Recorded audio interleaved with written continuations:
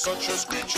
You'll shake and shudder in surprise when you hear these zombies shriek. Spooky, scary skeletons and shivers down your spine. Shrieking skulls will shock your soul and seal your doom tonight. Spooky, scary skeletons.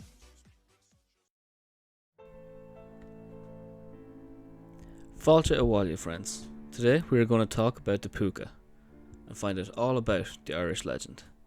If you enjoyed the video, please hit the like button. If we can get to 20 likes, that would be amazing. And as always, if you're new, subscribe so you never miss one of our videos. Now, grab a cup of tea and relax as we delve into the legend of the Pooka. A Pooka is a shapeshifter and can take any form it chooses.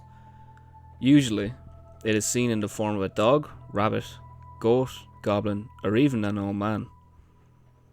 Traditionally, a Pooka is seen as a dark, sleek horse with a long, wild, flowing mane and luminescent golden eyes. An important thing to always remember about a Pooka is that they have the power of human speech, and when inclined, make great sport of those they talk to, as they like to embellish on the truth. In Ireland, the Pooka seems to be the most feared fairy, possibly because it appears only at night and enjoys creating havoc and mischief. We feel this is doing the Pooka a grave injustice, because there are no recorded incidences of a Pooka actually causing a human any harm.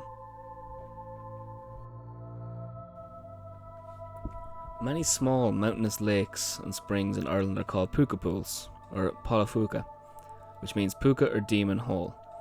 Some of these are found at sources of major Irish rivers, such as the Liffey that runs through Dublin City, or the River Bann, which is the longest river in the north of Ireland, that runs through the town of Coleraine.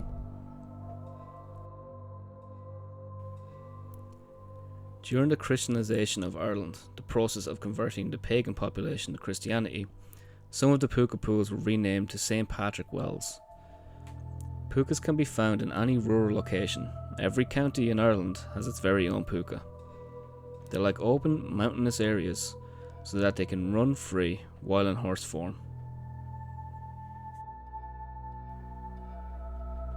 Past history records many sightings of Pooka all over the country, but the most famous story is about an animal spirit that gave its name to the Polafuka, Hole of Pooka, at the boundary of the River Liffey between the counties Kildare and Wicklow. Presently, this is the site of a hydroelectric power station, where the river flows through a narrow gorge before plunging 150 feet in 3 stages. Under the second drop there is a pool, and this is called Hole of Pooka. Irish author Padraig Farrell narrates a story which was inspired by a written account of an anonymous Kildare man. The writer also has an interesting postscript at the end.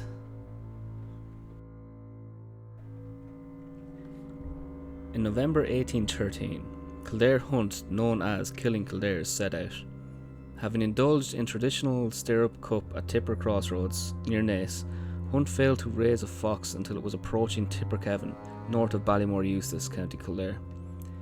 Here a large fox appeared and led a course towards Liffey. Simultaneously an unmounted black horse appeared that did not belong to any of the riders. It was Pooka.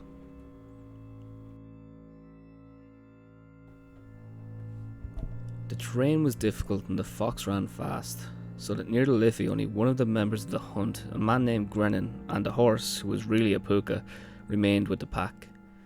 The gorge was in full spate, but hounds were gaining on the quarry and they started to pick their way across the rocks. Seeing the danger, Grennan attempted to recall the hounds, but the Pooka ahead of them was tempting them onwards. The fox headed for a ledge on a narrow part of the gorge, and then seeing the Pooka's red eyes spitting fire, the fox jumped. It missed the ledge, falling into the turbulent waters below. The Pooka easily leapt across the gorge, disappearing into the woodlands, but the pack of hounds, hard on the scent of the fox, were heading headlong into the pool. Looking down, Grennan saw fox and hounds desperately trying to swim to safety in the swirling swell. Other hounds dashed against rocks, were yelping in pain and dying. He wept as most of the pack went under. Suddenly his sorrow gave way to terror. He heard a diabolical neighing, like an animal laughing from the woods opposite. Grennan knew, at that moment in time, it was indeed Pooka he was dealing with.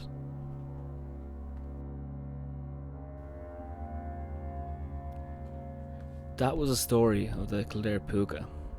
There are a lot of superstitions and customs about Pookas that are still observed in Ireland.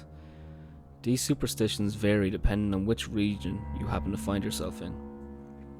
Although there seems to be common ground when you talk about a Pooka, some of the stories are alike and just differ on the minor details. When a Pooka is in horse form, he tends to have fun by inviting a rider to jump on his back. This usually happens when the rider has had a little too much to drink and is making his weary way home from the pub. Thus starts the wildest trip the rider will ever know, for the Pooka loves to terrify the rider with his great prowess in jumping over hedges and rocks and making death-defying leaps. Come the grey dawn, the rider is thrown off the horse's back and left trembling, but none the worse from the night's events to find his way back home. This is maybe where the reputation slips a bit, as while on a wild night out like this, they do tend to run through crop fields and knock down fences without a care. The only man to ever successfully ride a Pooka was the High King of Ireland and founder of the O'Brien dynasty, Brian Boru MacCantic, or more commonly known as Brian Boru. Brian managed to control the magic of the creature by using a special bridle which used 3 hairs of a Pooka's tail. Brian's physical prowess meant that he was able to stay on its back, and until exhausted, the Pooka surrendered to Brian. The king forced it to agree to 2 promises. First, that it no longer tormented Christian people and ruined their property. And second, that it would never again attack an Irishman, except those who were drunk or were abroad with evil intent. Although Pooka agreed, it appears to have forgotten its promises over the years. Another thing the Pooka love, as with all us Irish people, is to chat and will happily stop and shoot the breeze with you, sometimes giving great advice and then making exceptional prophecies. In some rural areas, you will see houses that will have a bench on the right side of the door, and the gatepost on the right will be smooth, whereas on the left there will be a rockery or some sort of uncomfortable mound. This is because a good Pooka will always sit on the right, and the more mischievous sprite will favour the left. They tend to use the same opening gambit to introduce himself. It will be something like, "You were new here, I think. Many years ago. I used to live here." One of his favourite topics is about how the family lost his fortune or were swindled out of their money and lands. The odd thing about a conversation with a Pooka is that you may have sat and chatted to him for about an hour, but suddenly he disappears without saying goodbye. They never say goodbye. You'll be left wondering if the past hour was real. They'll never leave any sign that they were there. November 1st is considered Pooka's Day. This coincides with the harvest and the traditional customs that when the harvest is being brought in, the reaper must leave a few stalks behind. This is called a Pooka's share and must be left to appease the Pooka, because we for one would not like to incur his wrath. It is said that when we see rain falling on a sunny day, which it does a lot in Ireland, the Pooka will definitely make an appearance that night. Also, berries that have been killed by a frosty overnight should never be eaten, as it is a Pooka's spit that is on them and would render them poisonous.